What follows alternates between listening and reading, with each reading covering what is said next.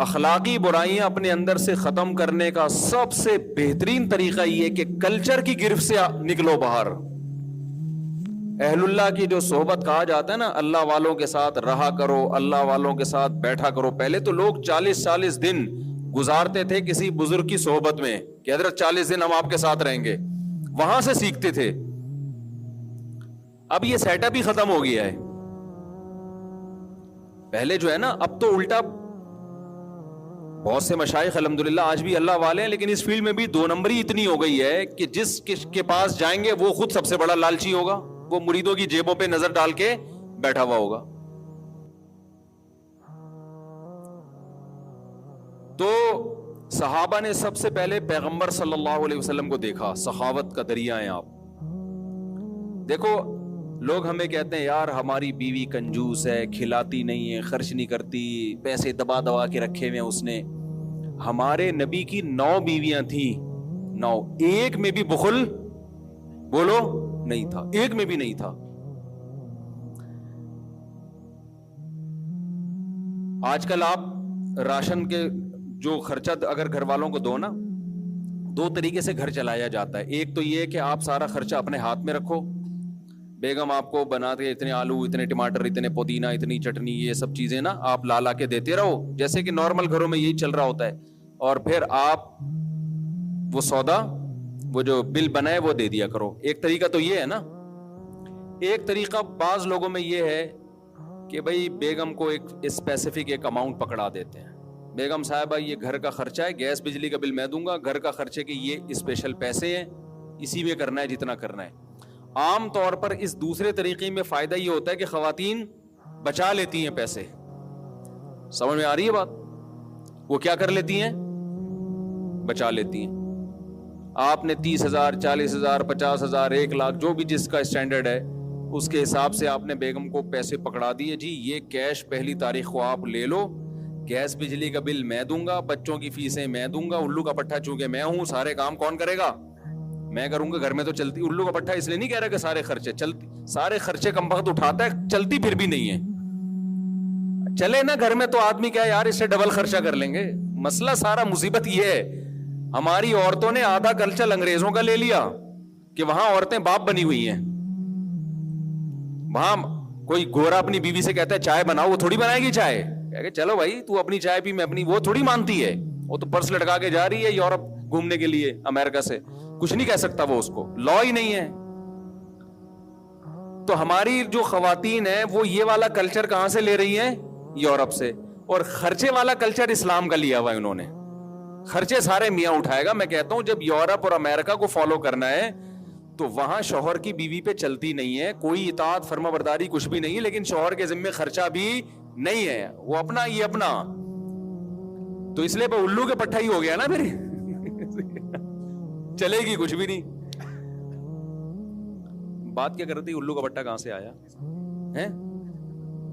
ہاں تو کچھ لوگ یہ کرتے ہیں کہ بھئی گیس کا بل میں دوں گا, بجلی کا بل میں دوں گا, مکان کا کرایہ وہ تو جتنا بھی آئے گا میں دوں گا, بچوں کے اسکولیں میں, لیکن جو آلو پیاز ٹماٹر کا خرچہ ہے اب ایک ہی دفعہ 1 تاریخ کو مجھ سے لے لیا کرو. یہ آپ تجربہ کر کے دیکھیں, اس میں فائدہ یہ ہوتا ہے کہ خواتین آٹومیٹیکلی گھر کا خرچہ بچا لیتی ہیں. آپ خود کر رہے ہوں گے تو بڑھتا چلا جائے گا, پورا ہی نہیں ہوتا. اور اگر اماؤنٹ پکڑا دیں گے بھائی اسی میں پورا کرنا ہے, تو اس کا فائدہ یہ ہوتا ہے کہ خواتین پھر قناعت سے وہ پیسے بچ جاتے ہیں.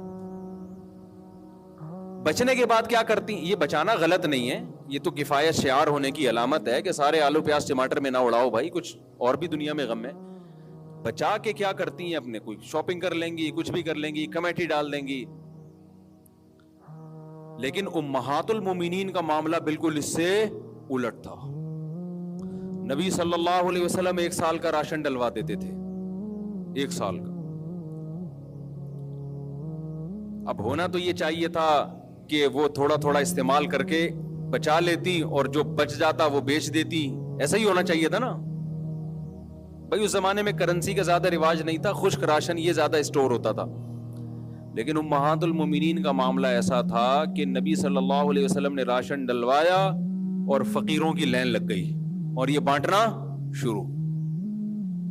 حضرت عمر غضبناک ہو جاتے تھے. جب حضرت عمر کا دور خلافت آیا نا, وہ مال غنیمت میں سے انہوں نے حصہ رکھا ہوا تھا کہ امہات المومنین جو نبی کی زوجات ہیں بھائی ان کا ہم نے خیال کرنا ہے. ایسی سخاوت. مشہور واقعہ ہے نا, حضرت اسما رضی اللہ تعالی عنہا کے بھانجے تھے, حضرت اسما تھی حضرت عائشہ رضی اللہ تعالی عنہا کے بھانجے عبداللہ بن زبیر. انہوں نے کیا کیا, جب دیکھا کہ حضرت عائشہ کو کوئی بھی ہم چیز دیتے ہیں, راشن دیتے ہیں, وہ تو خیال کر رہے تھے نا کہ ہماری خالہ ہیں تو